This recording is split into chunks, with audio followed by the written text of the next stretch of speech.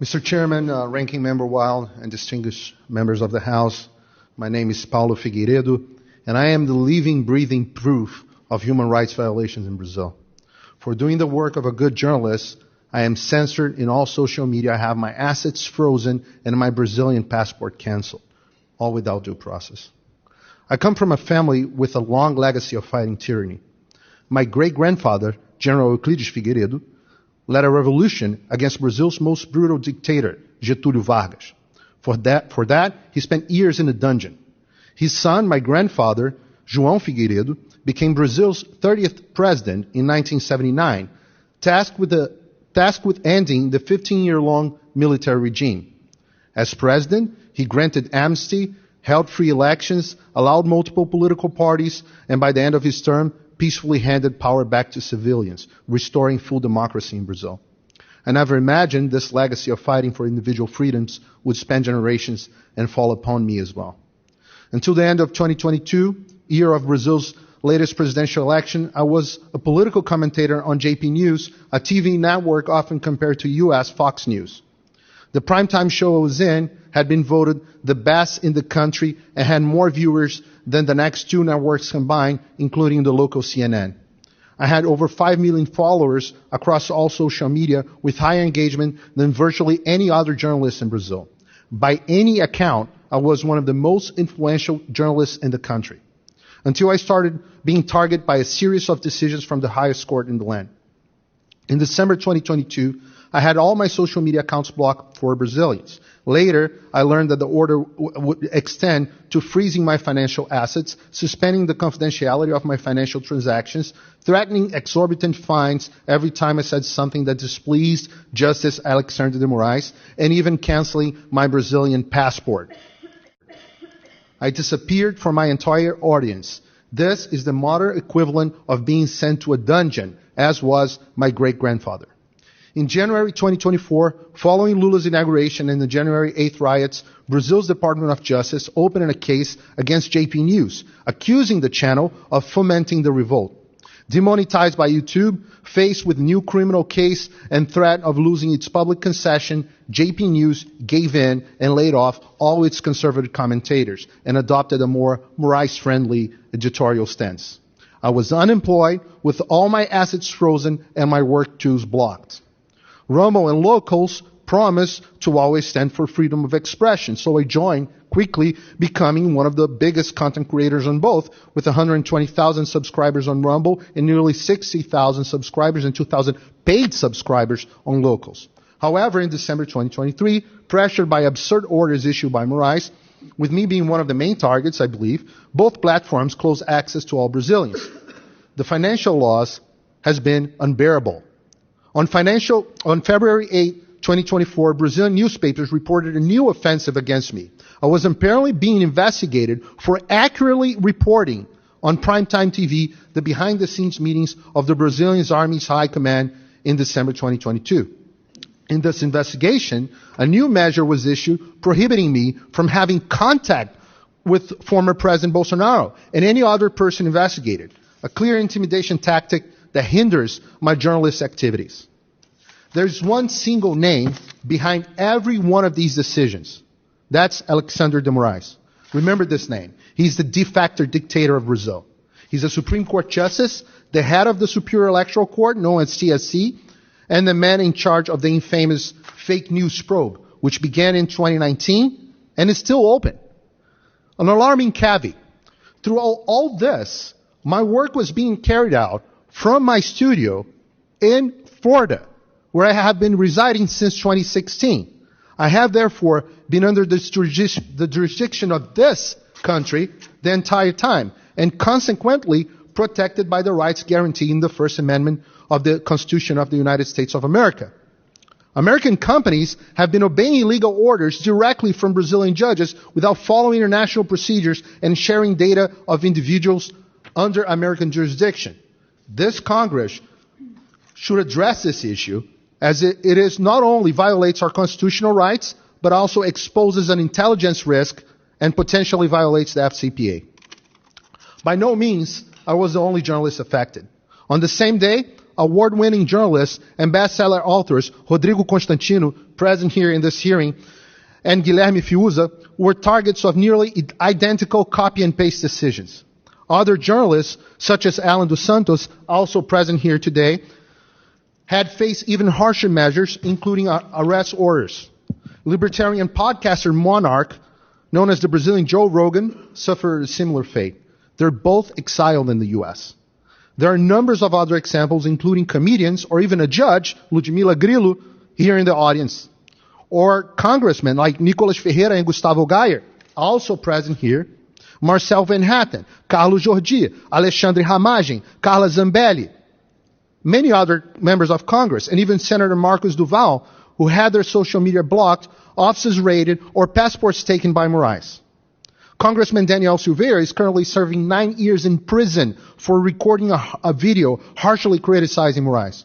Former Congressman Dalton Dallagnol, the former prosecutor who got Lula da Silva convicted for corruption, also here, lost his seat by order of Moraes Court. A survey showed that 70% of Brazilian members of Congress believe the Supreme Court invades their powers. Some of 2/3 of Brazilians believe the country lives under a judicial dictatorship.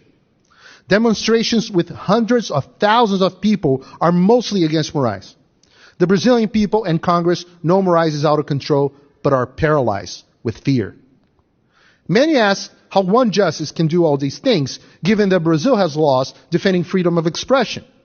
In fact, Alexandre Moraes does not have this power by law, and his actions flagrantly violate the Brazilian Constitution, specifically Article 5, Items 4, 9, and Article 220, as well as international laws, which Brazil is a signatory, such as Article 13, Paragraph 1 and 2, and the American Convention of Human Rights, and Article 19 of the Universal Declaration of Human Rights. These censorship and persecution actions occur with an illegal process, such as the mentioned fake news probe, which is now investigating even Elon Musk, where Moraes acts as the alleged victim, investigator, prosecutor, and judge without the right to appeal. He also acts through his seat in TSC, which granted itself exceptional powers during the 2022 elections that persist to these days. These acts occurred in a veiled way, with cases running under legal secrecy and lawyers not having full access to the case files. My case is iconic in that sense. For about a year and a half, I have been suffering the described penalties without being formally notified or informed of any decisions or procedures against me, making me unable to defend myself. I only accessed the decisions against me when the Judiciary Committee of this House subpoenaed acts requesting and publicizing Moraes' decision. The content, which generally lacks legal basis and specifics on violated laws, shocked me, the world, and the Brazilian people. This secrecy occurs because Brazil has no law criminalizing fake news, whatever that is. For these reasons, Moraes currently faces 100 complaints in the Inter-American Commission of Human Rights. Regrettably, they have been sitting on these cases. The United States may have a broad role in this sad story as well. Some could even say that the U.S. government and NGOs acted directly in strengthening Brazil's censorship apparatus. First, the U.S. government may have assisted the Brazilian TSC in developing strategies to quote-unquote combat disinformation and strengthen censorship practice, with FBI agents and U.S. Department of Justice officials participating in TSC council meetings, with the participation as well of the Brazilian intelligence agency, ABIN. These meetings mark the beginning of TSC's authoritarian escalation. The tactics outlined in the recent Censorship Industrial Complex report by this House Committee on the Judiciary, which details how the Biden administration coerced big tech companies to censor Americans, closely resemble the modus operandi in Brazil. However, while the Biden administration acted mostly informally, Moraes issued judicial orders throughout Brazil's highest court, threatening fines or complete disconnection from Brazil if big tech challenged them, as happened to Telegram in March 2022. American NGOs, including George Soros' Open Society and the Ford Foundation and the Oak Foundation, funded initiatives that worked closely with Moraes. The Atlantic Council, also funded by Soros, supplied reports and the theoretical foundation crucial to his fake news probe. But perhaps the most frightening influence was a systematic campaign that used all the soft power of American foreign policy as a quote-unquote discreet campaign to defend Brazilian elections, according to a 2023 Financial Times article. This involved covert actions by high-ranking U.S. officials, such as the CIA director, the Secretary of Defense, and Biden's national security advisor, who threatened public officials, military leaders, and Brazilian politicians with sanctions to ensure Moraes was not challenged. It's puzzling why the U.S., historically a promoter of freedom and democracy, would use its top officials to support censorship and aid in the ascent of a president aligned with China, Russia, Hamas, Cuba, Venezuela, drug cartels, and opposed to American interests globally, even undermining the dollar as the world's reserve currency. CIA Director William Burns and other Biden administration key agents continue to meet with officials from the Lula da Silva government and TSC in Brazil, focusing on quote-unquote combating disinformation, which we know now is a code word for censorship of unpleasant speech.